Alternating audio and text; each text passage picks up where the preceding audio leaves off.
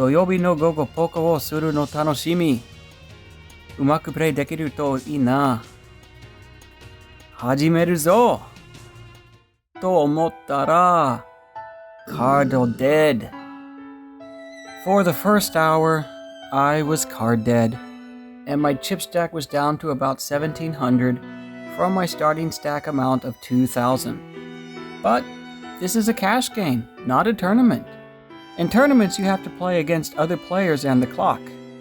I can be patient and wait for some good hands to play. Here's the first good hand.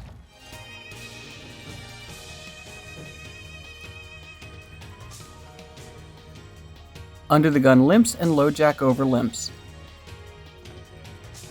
I am in the hijack position and I have queen of hearts, queen of diamonds. Because two players limp, I raise to 110. Cutoff folds. The button is a calling station, and as the name implies, he calls. It folds back around to under the gun, a player I do not have any reads on yet, and he calls. Low jack is a rec, which means he plays poker recreationally. He calls too. Three villains and I are going to go to the flop. Let's play a game of good point. Bad point. Good point. I have pocket queens, the third best starting hand in poker. Bad point. I have to play pocket queens against three other players. Good point. I am in the hijack position, so I have good position in this hand. Bad point. There is a player on the button, so I do not have the best position. Counter good point. The button is a calling station, so I am not too concerned about being re-raised as a bluff. Calling stations are usually pretty honest with their bets and raises. Good point. I am confident playing against calling stations and recreational players. Bad point. The player in under the gun is a mystery to me. Counter good point. He is in the worst position in this hand, so he will have to play very carefully. Conclusion: this isn't a great spot, but at the same time, it isn't the worst. The pot is 470 and the flop is jack of spades, 10 of clubs, 3 of hearts. If the other players had pocket aces or pocket kings, they would have re-raised pre-flop, so I like my hand so far. It checks to me. I want to make a few players fold, so I bet 250, a little over half the pot. Also remember who else is playing this hand. A calling station. Here is the first important tip when playing a calling station. If you are playing against more than one villain and the player immediately after you is a calling station, bet or raise larger, because calling stations are most likely going to call your bets, and that will give the remaining villains a good price, so they will call too. And you don't want that. You don't want to almost ever play against 3 or more players.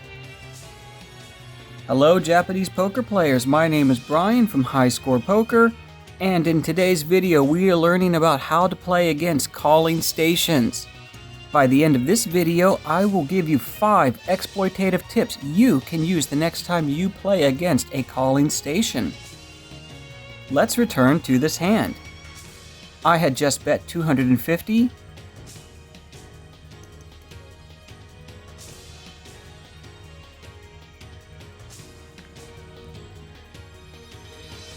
As expected, the button player who is a calling station calls. Good news is the under the gun player folds. Low jack calls. The pot is now 1,220, and I have a little over a pot-sized bet left in my stack. The turn is the 5 of hearts, a blank. It's what we call a card that doesn't change much. The straight draws are still draws. If I am behind someone with 2 pair, I am still behind. Low jack checks. I decide to check because the pot is getting large and my stack size is an awkward size to go for 3 streets of value. I prefer to have the option to go all in for a pot-size bet on the river rather than now on the turn, as I might get called by both players. Also, since I have 2 queens, and if one of the villains has 9-8 for an open-ended straight draw, I have 2 of their outs needed to complete a straight. I want hands like Ace-Jack, King-Jack, Ace-10, King-10, and 10-9 to stay in the hand. Button also checks. River is the 5 of diamonds. Awesome! Because even if one of the villains had Jack-10, which isn't very likely anyway, but even if they did, I have a better 2-pair hand now. Low Jack checks. What I need to think about now is how much value can I get from the calling station player? And that leads us to tip number 2 of how to play against calling stations. Calling stations, because they play a lot of hands, don't often call big bets or raises on the river unless they have a very strong hand themselves. When betting for value against a calling station, bet an amount that they would be comfortable calling with their marginal hands like top pair weak kicker or middle pair.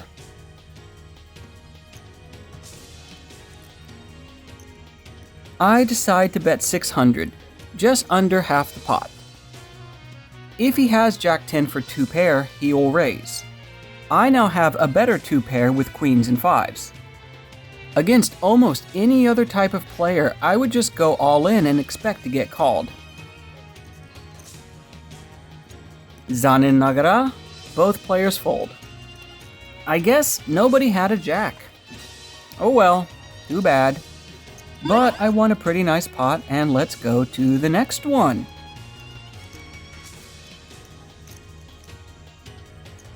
That was the best hand, the only hand for the first 2 hours of the session. Card dead again. Nope. No. Fold. I am alive again. There is a straddle.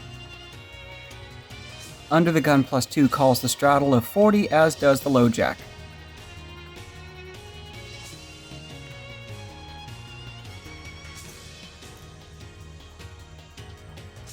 Both hijack and cutoff fold. I have pocket jacks on the button, jack of diamonds, and jack of hearts.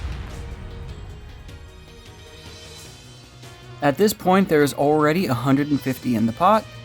I don't want to play another multi-way pot against a lot of players, so I decide to bet quite large.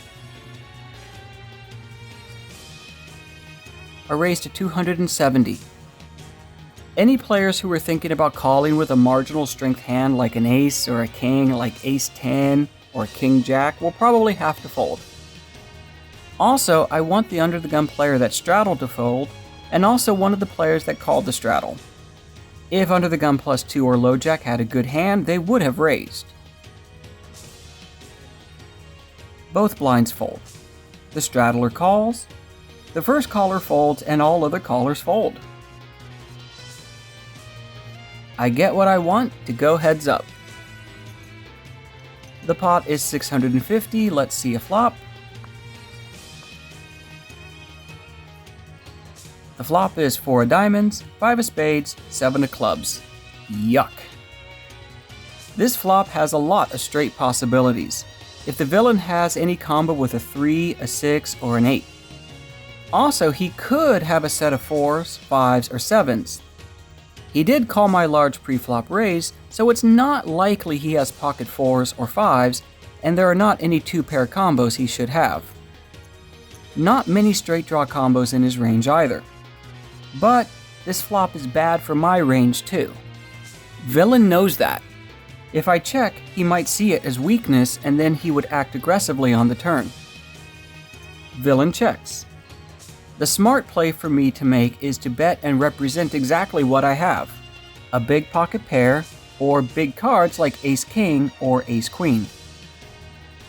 If villain has a hand like ace-queen, king-queen, or pocket 9s, he'll call. Anything else and he'll fold. I bet 220, 1/3 pot. Villain folds quickly. I guess he had nothing. So, I forgot to press the record button for the next hand. I had ace of spades, king of clubs, and won a nice pot. My stack is now a little over 3,000. Much better than the 1,700 I was at a few hours ago. It's just too bad I forgot to press the record button. Shoganai ne? Immediately after that, I am on the small blind. All players until the hijack fold. Hijack limps. Button folds. Bikurishita. Ace king again. Ace of diamonds and king of hearts. I raised to 120 because small blind is the worst position as I have to act first after the flop. Big blind calls. Immediately, I don't consider the big blind a threat because any strong hand would have been raised. Hijack calls too. I should mention now, Hijack is the same calling station player from before. The pot is 360, we're going three-way, and here comes the flop. The flop is king of spades, jack of hearts, six of spades. This flop is pretty wet. I have top pair with top kicker, but there are possible straight draws and flush draws. I'm the only player that could have 3 kings or 3 jacks, since I'm the player that raised. They shouldn't because they only called. It's time for tip number 3 for how to play against calling stations. Calling stations often play hands that can make better than just one pair. Big card combos like king-jack unsuited, queen-9 unsuited might be folded by players that understand more about having a good range. But calling stations play these hands because they want to get involved with someone like me who has ace-king. Because I am gonna c-bet this flop, and if he has king-jack, he's gonna re-raise. If I didn't know he's a calling station, I would call or even re-raise his re-raise. When calling stations show aggression, it's almost always because they have better than a one-pair hand. 2-pair at least, usually better.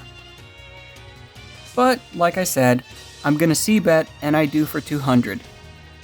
Big blind folds. If hijack calls, I might have to check the turn. If he raises, well, it depends on how much and a few other variables. But folding would be an option. This time, hijack folds. Another pot won without going to showdown after the river. Poker is not what you have seen in the movies or even here on YouTube. There is this false belief that every player always has a good hand and that there are bets and calls and it always goes to the river. Not true. When you play poker, you will see and experience that the majority of hands you play or see are decided before the river. It's not uncommon to be in a hand when someone raises pre-flop and all other players fold. Or maybe it does get to the flop, and the aggressor c-bets, and the villain folds. I want you, my YouTube audience, to experience through my videos what poker really is. I am going to show you hands that don't always go to the river and showdown. I am going to show you hands that I lose. I am going to show you hands where I make a terrible mistake. Because poker is not always like how it is in the movies. It's even better. There is one more hand I want to show you. It's a hand that I didn't even play, but it does include a valuable lesson. This hand is between 2 players. One of them is a young guy who doesn't seem very experienced in poker. The other is our friend the calling station. Calling station is under the gun +2 and he limps. It folds around to the big blind. The young guy, he checks. The flop is 8 of diamonds, 8 of hearts, 8 of spades. Whoa. Both players check. The turn is another 8. 8 of clubs. Again, both players check. River is the ace of diamonds. Big blind checks. Under the gun +2 bets 100. Now, what do you think the big blind player is going to do? What should he do? What should he most definitely not do? He folded. Why was that a huge mistake? Remember, after all 5 community cards have been dealt, and all players involved show their hands, the best 5 cards win. Both players have 4 of a kind with an ace kicker. There isn't a better possible hand in this given situation. Obviously, the young guy in the big blind got scared of the ace on the river, and I guess he thought the villain had an ace? But even if he did, all the ace would do is complete a full house. But 4 of a kind is better than a full house, so the full house wouldn't even count. Let's imagine instead of the ace on the river was the 5 of clubs. Both players would still have 4 of a kind, right? So who would win the hand after showdown? The player holding the better kicker, of course. If the big blind has a queen and the under the gun player has a king, then the player with the king has a better 4 of a kind hand because of the king kicker. As the aces are the highest cards in the deck, they are also the highest possible kickers. Both players already have 4 8s and an ace. The cards in their hands are no longer playable. This would have been a split pot, a tie. Of course, everyone, including me, was shocked by what we saw. The young guy was totally embarrassed once he realized the mistake he just made. I'm not sharing this story with you to shame him or embarrass him. I don't want you to make the same or a similar mistake. Remember, the best 5 cards win. You can use 2 cards from your hand or 1 card from your hand. And in rare situations, just like this, 0 cards from your hand. I left about 20 minutes later with 3,800. I almost doubled my starting stack, so it was a successful day. Even being card dead for long periods of time, twice, I was still able to make some good profit for the day. I battled against a calling station. People often complain when they have to play against calling stations, and if you don't know what to do, they can be difficult to play against. But if you remember the following tips, you'll not be one of the people complaining. 1. Bet or raise larger than normal pre-flop. Since they are likely to call, other players will call too, and you'll have to play multi-way. 2. Understand that they want to play a lot of hands, but not for large amounts on the river. So if you want them to call on the river, bet a little smaller than you would normally bet. 3. When they do show aggression, it's usually because they have a good, strong hand, so you should fold more. 4. Don't try to bluff them often. Why would you try to make a player fold that doesn't like to fold? Instead, you should bet with your strong hands and your medium strength hands, like middle pair with a good kicker. And finally, don't become a calling station in order to fight against another calling station. Instead, you should play good ranges from the correct table positions. I buy in for my regular amount of 100 big blinds, and I am ready to play a lot of hands and win a lot of money. Here we... A lot of hands and win a lot of money. Here we... If I am behind someone with 2 bear...